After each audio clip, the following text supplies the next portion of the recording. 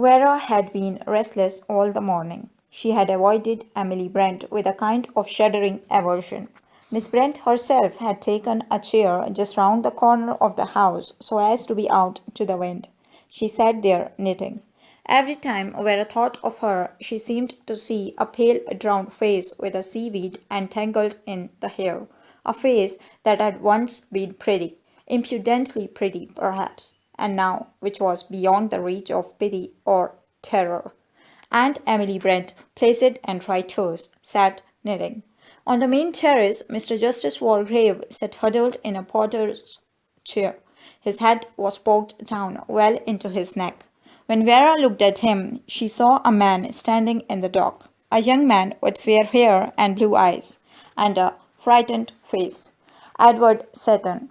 And in imagination she saw the judge's old hand put the black cap on his head and begin to pronounce sentence. After a while, Vera strolled slowly down to the sea. She walked along towards the extreme end of the island where an old man staring out of the horizon. General MacArthur stood at her approach, his head turned. There was a queer mix of questioning and apprehension in his look. He startled her. He stared intently at her for a minute or two. She thought to herself, how queer. It's almost as though he knew. He said, ah, it's you. You have come. Vera sat down beside him. She said, do you like sitting here looking out to the sea? He nodded his head gently. Yes, he said. It's pleasant. It's a good place, I think, to wait. To wait? Vera said sharply. What are you waiting for? He said gently. The end. But I think you know that, don't you? It's true, isn't it? We are all waiting for the end. She said unsteadily. What do you mean? General MacArthur said gravely. None of us are going to leave this island. That's the plan. You know it, of course, perfectly. What perhaps you can't understand is the relief. Vera said wonderingly. The relief? He said, yes, of course. You're very young. You haven't got to that yet. But it comes.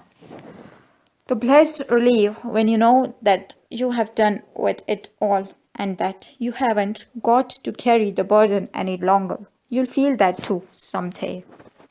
Vera said, hoarsely, I don't understand you.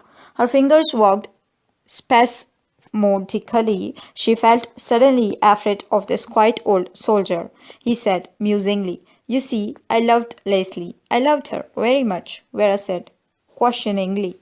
Was Leslie your wife? Yes, my wife. I loved her, and I was very proud of her. She was so pretty and so gay. He was silent for a minute or two, and then he said, yes, I love Leslie. That's why I did it. Vera said, you mean? And paused. General MacArthur nodded his head gently. It's not much good denying it now, not when we are all going to die. I sent recommend to his death. I suppose in a way it was murder, curious murder, and I have always been such a law-abiding man. But it didn't seem like that at that time. I had no regrets. Serves him damned well right.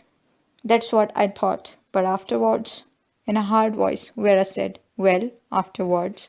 He shook his head vaguely. He looked puzzled and a little distressed. I don't know. I don't know. It was all different, you see. I don't know if Leslie ever kissed. I don't think so. But you see, I didn't know about her anymore. She had gone far away where I couldn't reach her. And then she died. And I was alone. Vera said, alone?